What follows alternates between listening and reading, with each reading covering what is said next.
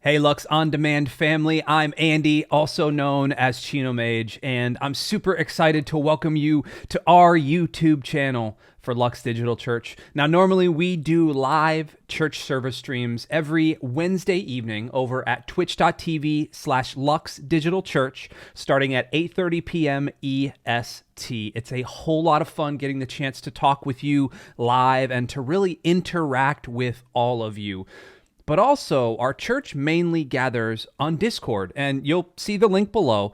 Grab that, head over there. We'd love to get the chance to hang out with you week in and week out. But for now, sit back and relax as we get ready for a brand new talk here on YouTube.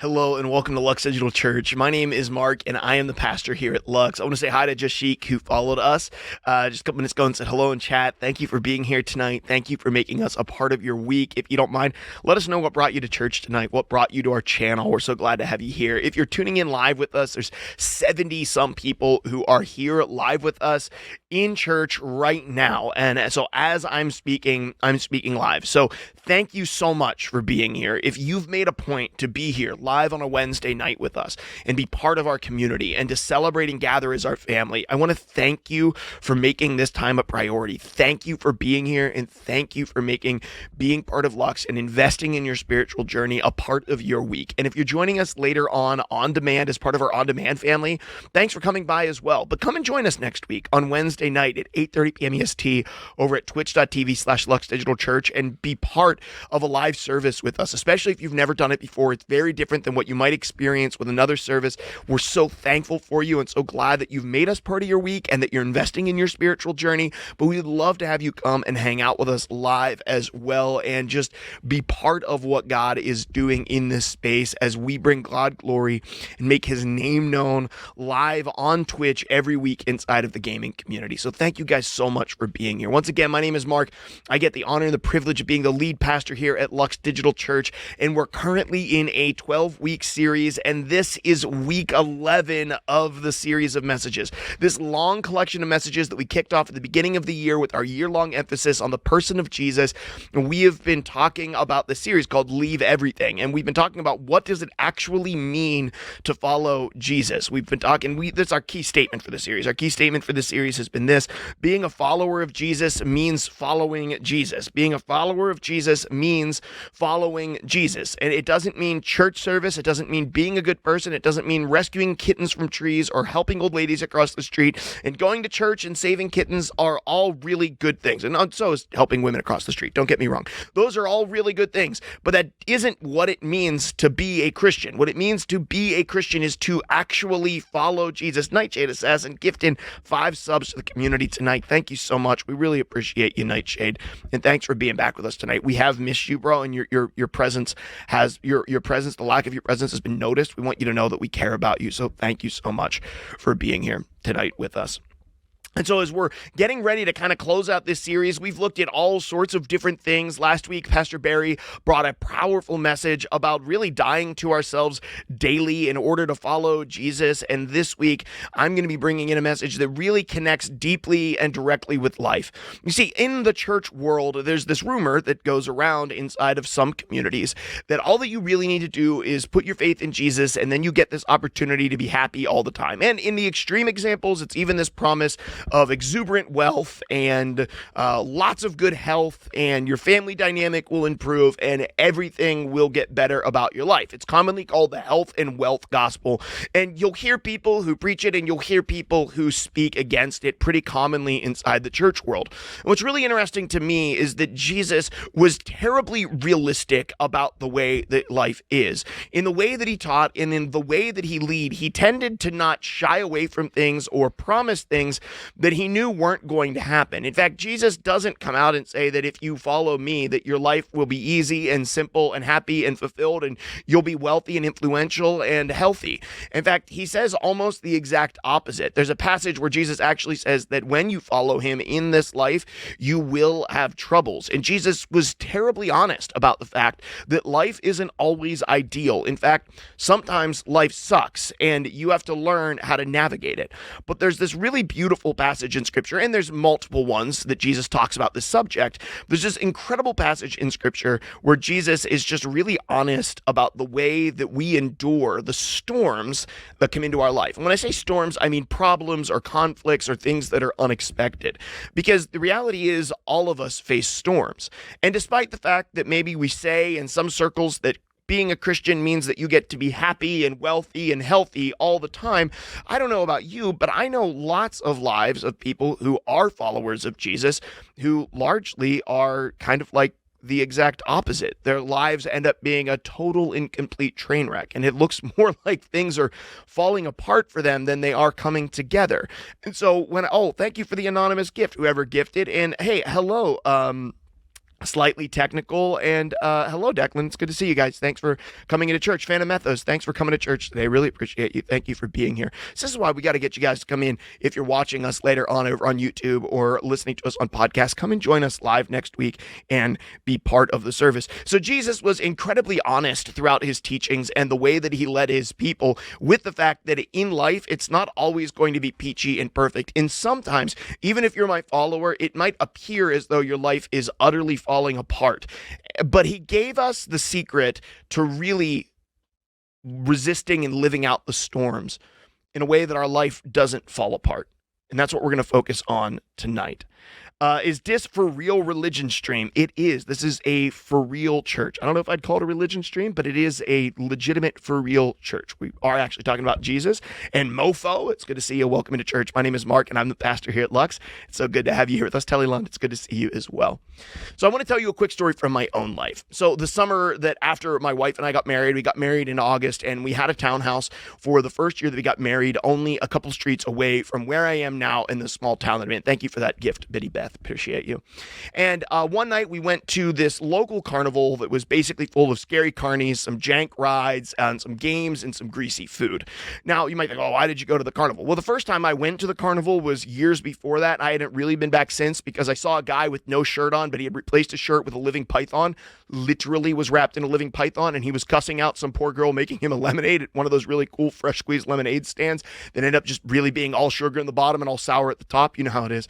And so I really had not been back, but we were back because I live in a small town. There's not a whole lot to do in said small town. It's not a whole lot to do in said small town. So we showed up at the carnival. And so it was a summer night, and it was beautiful and sunny and gorgeous, and we were walking around this small carnival, and we were with my brother and my sister-in-law, and I think my brand new nephew at the time, or maybe not brand new, but newer nephew at the time.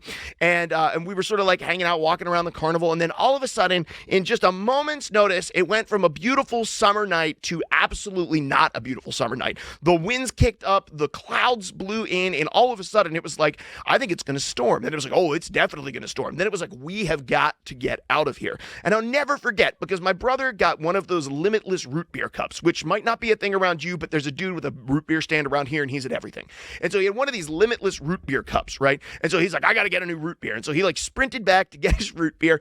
And on his way back to us, the winds had gotten so intense that he actually picked up an inflatable banana on his way across the carnival grounds, because the wind was just literally blowing inflatable things and toys out of the carnival games. He snatched it up. So he's like, let's go. And he shows up with a root beer in one hand and an inflatable banana in the other, and his wife's pushing a stroller.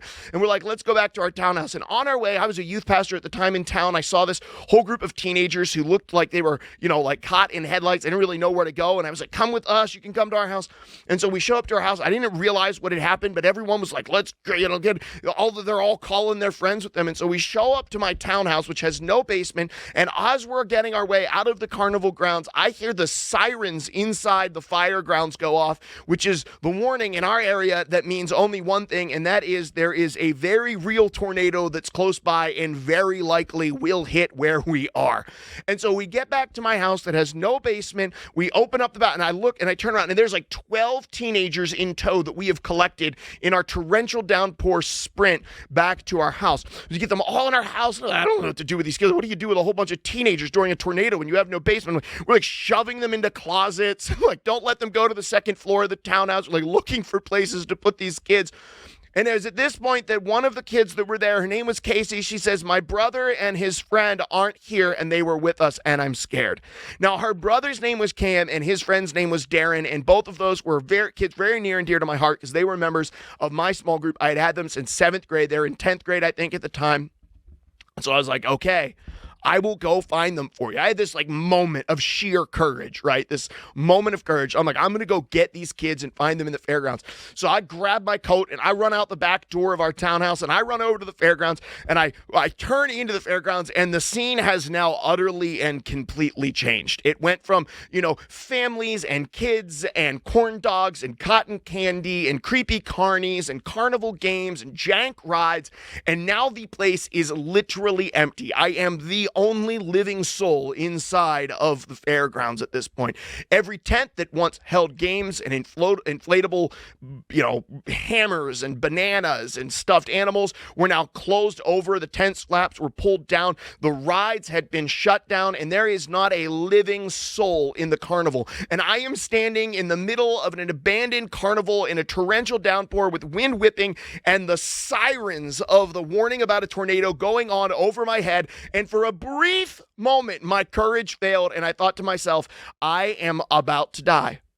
I am going to die today. I am going to get killed by a tornado in an abandoned fairground through being impaled by 100 corn dog sticks. Like, I didn't know what was going to happen, but I was like, I'm dead. Like, I'm definitely dead here, right? And just FYI, to close up the story, I ran around. A police officer literally grabbed me and pulled me into the fire hall bar, in which he would not allow me to leave. And after the storm had passed, which was a microburst, there was a tornado. It didn't hit us, luckily. It didn't destroy my townhouse. I went outside and I found the two kids that I had been looking for, who were like playing with a football in the field next to us, which was bizarre. But anyway, in that moment, I'm standing in this storm, and it occurred to me, man, life can change on a dime. You can go from one moment where you're eating some deep fried Oreos on a sunny day with your family in a carnival. In the next moment, it can seem like everything is flipped. The next moment, you're in the middle of a storm. You're alone. You're scared. You feel abandoned. You don't really know where to turn. And you don't know what's going to happen next. Well, that's because you got a diagnosis that you didn't expect. You got a phone call to let you know that you lost somebody who you thought you'd always have. Or that's because you lost a job. It was your dream job. You found out something about your spouse you never imagined would happen. There are times in life when things go from a summer day, suddenly there's a storm, and your life is turned upside down. And most of us have had one or two of those in our life. And most of us hope that tomorrow isn't the day where another one blows in, but most of us know there's at least the chance that tomorrow could be a day that everything gets flipped on its head for us. Because life is unpredictable. And crap happens. To people who follow Jesus and people who don't follow Jesus, sometimes the wheels come off, and like Homemade Things says, you get the call that says that you have cancer. Homemade Things, not more than 3 months ago, everything was fine and sunny. And then she was thrust into a storm. We've been walking through that storm with her. She understands that, and I'm sure so do many of you, where everything was fine, and then everything wasn't. The beautiful thing about the teachings of Jesus is that Jesus doesn't shy away from that, and he also doesn't abandon us in it. Because sometimes the world has a way of either ignoring the fact that bad things happen or engaging in the fact that bad things happen, but not really providing a solution. And Jesus has this unique way of engaging in the fact that bad things happen to us, that crappy stuff happens in life, but he also shows us the way out. It says this in the book of Matthew chapter 7. These are straight from the teachings of Jesus, and I absolutely love this. Anyone who listens to my teaching and follows it is wise, like the person who builds their house on solid rock. Though the rain comes and the torrents and the floodwaters rise and the winds beat against that house, it won't collapse because it's built on bedrock. But anyone who hears my teaching and doesn't obey it is foolish, like the person who builds a house on sand. And when the rains and the floods come and the winds beat against that house, it will collapse with a mighty crash. And when Jesus had finished saying these things, the crowds were amazed at his teaching, for he taught with real authority, quite unlike their teachers of religious law. Jesus teaches that in life there will be storms. And some of them will be harsh, and some of them will threaten to tear down and destroy everything that we've built in life. He's really honest about the fact that, hey, mofo, thank you for the follow. He's really honest about the fact that sometimes there will be things that come into your life that threaten to tear down the life that you've built. But then in that, he says, but if you want your structure to stand, you can build it on stone.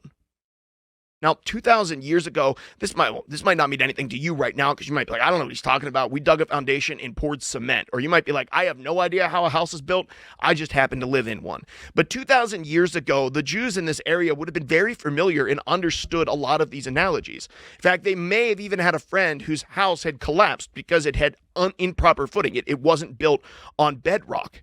And you might be wondering, like, why that is. Well, Jesus is teaching in the region of Galilee at this time. Now, I've been physically in the region of Galilee, so I can say with a level of authority that this is geologically how it actually is.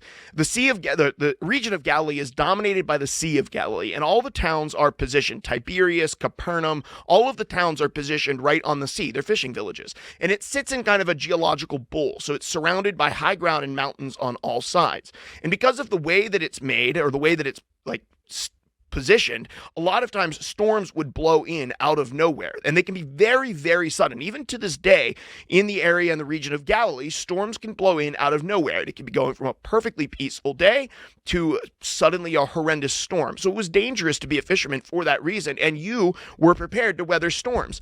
But because all of their homes were built near the shore, because they were fishermen, they were well acquainted with the fact that when you built a house, you had to build it on bedrock. You couldn't just build it on sand. They actually lived near the sand, and they probably knew people whose house had collapsed because a sudden storm had showed up. So they understood that. But Jesus isn't just talking about the storms we face in real life. He's not talking about a thunderstorm. He's not even talking about sand, and he's not even talking about real stone. He's talking about something deeper. He says, those who follow my teachings are like the ones who build their house on a rock. Jesus isn't talking about architecture. He's not talking about a building project. He's not talking how you actually should build or should not build your house. Jesus is specifically talking about the ideologies, the beliefs, and the worldview that we see through that tell us how the world operates, that tell us what's right and what's wrong. And he says, if you will take on my worldview, if you'll embrace my teachings, if you will take the things that I'm telling you and you will make them a part of your life, it will be as though you are building your life, which is the house, right? It's not a real house. It's his life, our life. It'll be as though you're building your life on the rock.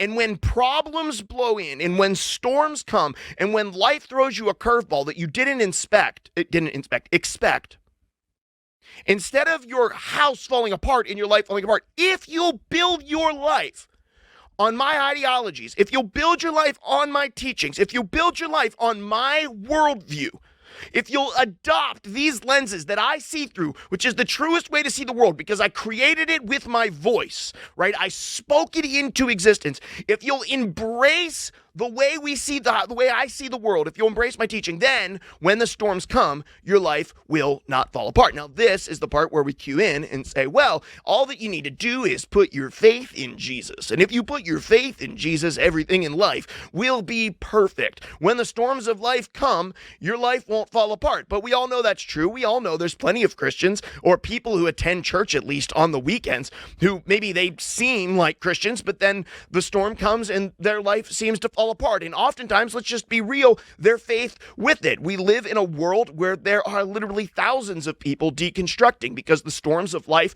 blew in and their faith didn't seem stable enough to withstand the storm. And so we're looking in this and saying, well, I understand, the basic premise, right? If we put our faith in Jesus, great, and then we build it on the rock, and then our life is on the rock. And so people look at this passage and they don't view this as a way to change their life and live after after the teachings of Jesus, they look at this as an insurance policy for the life that they already have. But Jesus isn't telling us to put our faith in him so that we have an insurance policy for the life that we've already established. He's talking about a total and complete transformation about the way that we see and interact with the world. He's saying, if you'll adopt my teachings, that when the storms of life come, your house will not fall. Which brings me to my first of 2 points.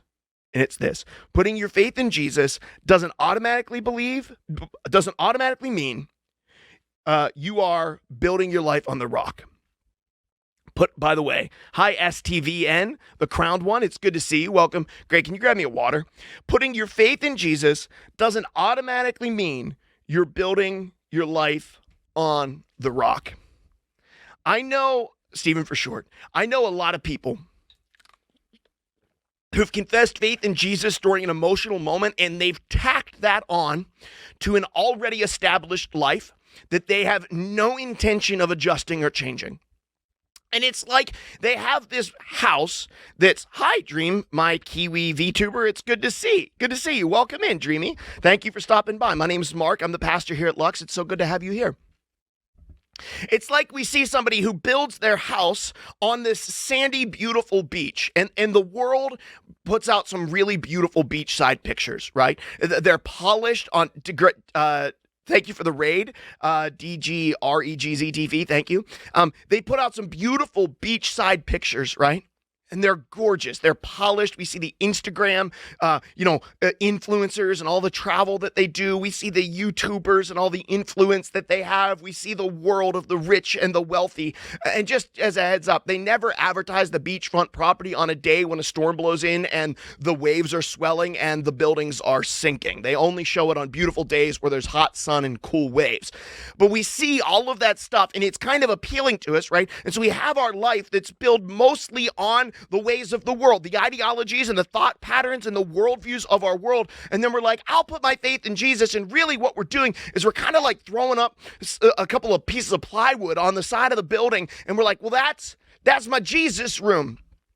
That's where Jesus lives. He lives in the lean-to on the rock off the back of the beach house. That's my Jesus room right there. Can't you see it? I have the lean-to for Jesus, and then I build my house out here, but that's my insurance policy. So if the storm comes, my lean-to will protect the house that I built. But who knows, if the structure falls, the lean-to falls with it. The lean-to doesn't protect the beach house. In fact, the beach house threatens to destroy the one room Jesus lean-to. Because Jesus doesn't say, just put your faith in me as an insurance policy for your life. He says, if you will obey my teachings, it will be as though you've built your house on the rock. Listen, guys, a lot of us, we've got some beliefs that we've adopted from the world that aren't anything like the teachings of Jesus. And the church has been notorious for this. For hundreds of years, churches in the southern part of the United States and all across the United States publicly supported slavery because they took an established belief and ideology of the world and they tacked it to the teachings of Jesus instead of allowing Jesus to reform and reframe their view of humankind. When Jesus says, embrace my teaching and follow me, he's not talking about tacking on some good sayings or some quotable scriptures to your already established life. He says, you got to stop building on the sand. I realize the beachfront property looks beautiful. And guys, I'm not saying that wealth is bad. I'm not saying that possessions are bad. I'm not saying a good job is bad. I'm not saying happiness is bad. All of those things exist on the rock too. Jesus isn't talking about your possessions. When he talks about your life, the point isn't the house that you built. Jesus is like, you can build on the sand or you can build on the rock. You can build on either one of them. And there's good things in both houses. Jesus isn't against possession. Jesus isn't against blessing. Jesus is more concerned with foundation than he is possessions. He's saying if you're going to build your life and call yourself my follower, you got to build your life on the foundational truths that I have taught you. And here's something even more important. It's the second point. It says, sometimes you got to tear down what you've already built. Sometimes you got to tear down what you've already. Can you tell me if poverty is seen as a punishment from Jesus? Someone grab that question and give it to me in post show from Mofo. I will deal with it directly, Mofo. Absolutely. Sometimes you got to tear down what you've already built. Listen, guys. Sometimes we've accepted ideologies of the world, sayings of the world, mental pins in the way that we think, and we've embraced them as truth, and they are directly in contradiction to the teachings of Jesus. Let me give you two examples. These are common ones that people get with them through upbringing and carry with them into faith. One of those is an idea around sexuality and sex, in which we've pretty much adopted and taken on a belief that sex is a physical activity between two adults, and it's purely that, and as long as it is consensual, right, and it is safe, that there's nothing wrong with it. But then we become a Christian and we learn from God's word that Jesus and God set down a very different standard for sex. In fact, he said that sex was created with a great deal of intentionality. It was created to be this beautiful bonding in which chemicals are even released in the brain to take two people and bring them and make them into one. And it was this oneness that would bind people together in a relationship that would mimic the way that God himself loved the church. And the closest thing that we would get to understanding the way that Jesus loved us is the love between husband and wife. And this is where sexuality was to flourish and to be explored and to be experienced in beautiful and intricate ways. But we have a belief about sex from beforehand that we take with us into our following of Jesus. Let me give you another example. You're raised in a home that taught you that the color of somebody's skin makes them inherently less valuable than what you are. So we've adopted this racism into our hearts, and maybe we're not public about it. Maybe we're not using racial slurs, but we think differently about people of different skin colors than us because of the way that we were raised. And because we've adopted that into who we are, that when we come to know Jesus, we realize that Jesus doesn't discriminate between color of skin or nationality or language, but loves each man individually the same, and came and sacrificed himself for each and every one of them because he loves them as much as he loves you. But because of these ideologies that we picked up from childhood, so either we fear losing a relationship that would have to change for us to come into alignment with God's view of sexuality and Jesus' teaching on it, or we have to maybe betray our family because we're saying that God teaches something different about nationality and race and skin color. And so in fear of losing the structure that we've built, we keep the sandy foundation. Because the truth is, most of us have built parts of our lives, whether those be relationships, whether those be work, whether those be our hobbies and the things that we enjoy. We've built a portion of our life on the sand already, based off of thoughts and ideologies that do not line up at all with Jesus. Once, guys, it doesn't have to do with possessions. This has to do with the core of who we are. It has to do with belief. And ultimately, it comes down to this question. Do my beliefs display that Jesus is in charge of my life, or that I am? Do my beliefs display that Jesus is in charge of my life, or that I am?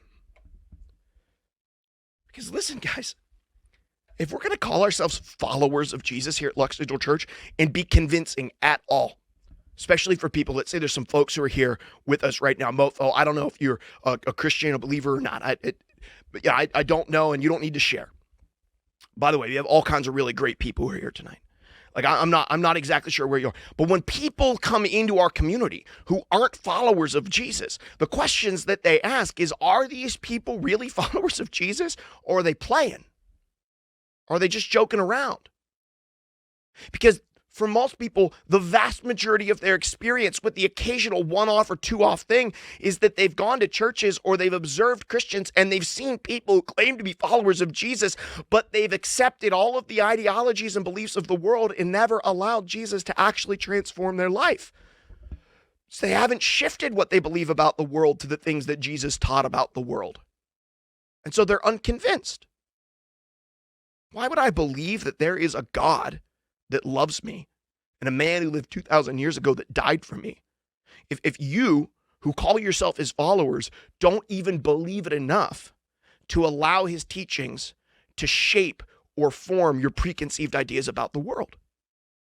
If your life looks no different than mine, if you're just as depressed, if you're just as anxious, if you're just as addicted, if you're just as angry, if you're just as hateful as the rest of the world, what part of me is convinced that the church is any different or makes any difference? We're the ambassadors of Jesus Christ. Not just to the people that we meet here on Twitch and online. For every person that you encounter in life, you're an ambassador of Jesus Christ. Here's the truth. Life is going to bring storms. And I've watched time and time again as people have claimed to have faith in Jesus, and I've watched their faith slip out of their hands when the storms of life come. Why? Because they built their whole house on the sand and they built their shack on the rock. And when the sand gave way and the house fell, it drug the shack with it. The shack didn't keep the house on the rock. The house drug the shack from the rock. I've watched it happen over and over again. That when tragedy struck, they're like, God didn't fulfill his promise to me. He didn't protect the house that I built. It's like, no, he told you you would protect the house that you built if you built it on the rock, but you put a shack on the rock and you neglected it for the rest of your life. And every other aspect of your life looks like the world. Only the shack looks like Jesus. You know, you can't tear away the house and expect it not to damage the person any more than you can rip the kitchen out of my house and expect it not to damage my dining room, living room, and my bedroom. If you come over today and listen, we pride ourselves in being people who are kind of like segmented and stoic, right? If disappointment or tragedy comes, it won't impact the rest of our lives. We can deal with it in a compartmentalized way, but people are not like that. We are interwoven and connected in beautifully intricate ways. You can't rip a room out of my house and not expect it to impact the rest of my house. And here's the truth. We all are sand and rock builders. All of us are. It doesn't matter if you've been following Jesus passionately for years or if you're here tonight and you're hearing about this stuff for the first time and quite frankly, you think it sounds absolutely bat crap crazy. We're all sand and rock builders. Sometimes we build our life on the rock and sometimes we build our life on the sand. And following Jesus isn't a destination, it's a journey. And it's a journey by continually allowing the power of the Holy Spirit to confront the things in our life that aren't in line with the teachings and the belief of Jesus and allows us then having him pull those onto the rock. And sometimes that means tearing down a part of the house. Sometimes that means that we lose relationships. Sometimes that means that we lose things that we enjoyed. Sometimes there's sections of our life that are right on the beachfront that seem cozy and nice that we can't keep living in because we need to change the foundation. Which is really what our next step is this week. It's this. I will work to align my beliefs with the teachings of Jesus this week. I will work to align my beliefs with the teachings of Jesus this week. This is not easy. This is not easy. It's incredibly difficult. Guys, I just want you to know that I see some of you guys who are here. Ara LVX, thank you. I see your names. I see you here. I know this is different than a normal Twitch stream at this point. But I see you here. I appreciate you, and I'm glad that you're here with us tonight. Thank you for being here. I know it's not easy to make your beliefs, your ideologies, the way you see the world and line them up with the teachings of Jesus. But if you're going to claim to be a follower of Jesus, that's the destination for all of us. And you might think that you can't deal with the pain, but I can promise you the pain of forming a new foundation is a lot better than the pain of watching the whole house collapse. Some of us need to move some rooms. Some of us need to tear some stuff down. Most of us have at least one or two beliefs stuck in our head that aren't anything like Jesus and the way that he taught or the things that he says about us that we know that we have to get rid of. Some of these thoughts are self-hatred, like we're worthless or we don't have value, and Jesus calls us a masterpiece, that he calls us his sons and daughters.